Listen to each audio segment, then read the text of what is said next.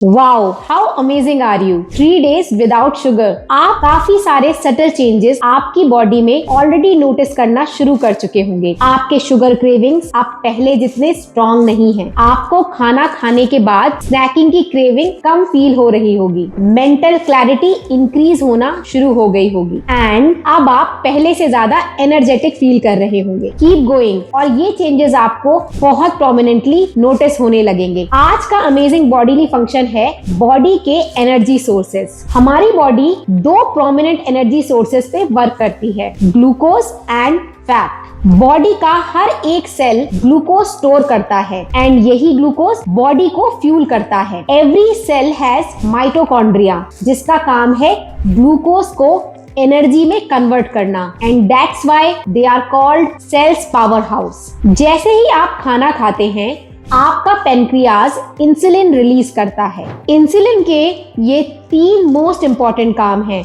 Number 1, glucose को blood stream से release करके सेल्स के अंदर पहुंचाना। नंबर 2, लिवर को इंस्ट्रक्शन देना कि वो एक्सेस ग्लूकोज को स्टोर कर ले एंड स्टोर्ड ग्लूकोज को रिलीज ना करे। नंबर 3, फैट मेटाबॉलिज्म को रेगुलेट करना, मतलब फैट ब्रेकडाउन को रोकना। बट सेल्स की एक सर्टेन कैपेसिटी है ग्लूकोज को स्टोर करने की। सो जैसे ही सेल्स अपनी क्षमता का ग्लूकोज ले लेते हैं वो अपने दरवाजे बंद करने लगते हैं and then they start using this glucose ताकि आपके डेली एक्टिविटीज को फ्यूल किया जा सके। अब हम देखते हैं कि अगर mister A high carbs and sugar consume करते हैं, कॉन्स्टेंटली स्नैक करते हैं, तो उनकी बॉडी एंड सेल्स कैसे रिएक्ट करती हैं। In the body of mister A cells के ग्लूकोज एब्जॉर्ब करने के बाद भी ब्लड स्ट्रीम में काफी ग्लूकोज बचा रहता है। इंसुलिन अब अपने नेक्स्ट टास्क की तरफ बढ़ता है।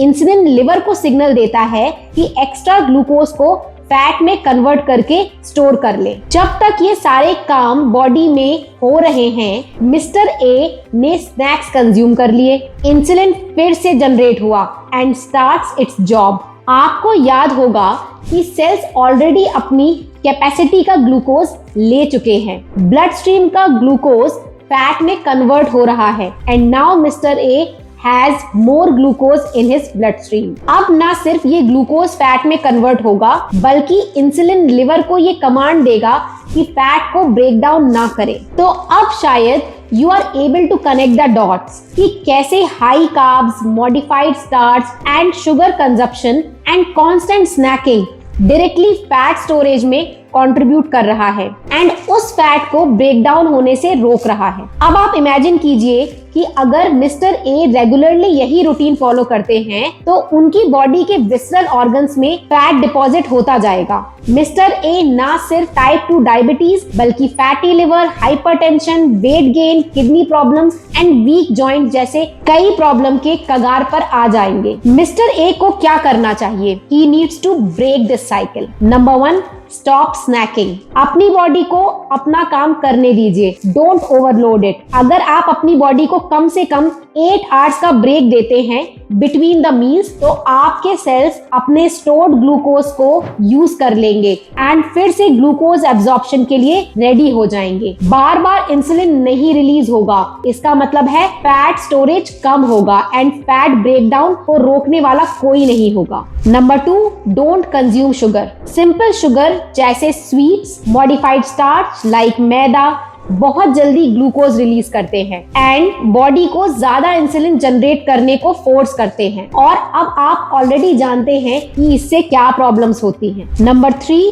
लो carb, high protein, high fibre. Low carb diet कम ग्लूकोज रिलीज करेगा। प्रोटीन एंड फाइबर्स इस रिलीज ऑफ ग्लूकोज को और भी कम कर देंगे। एज अ रिजल्ट आपके सेल्स अपनी ग्लूकोज स्टोरेज कैपेसिटी एग्जॉस्ट नहीं करेंगे।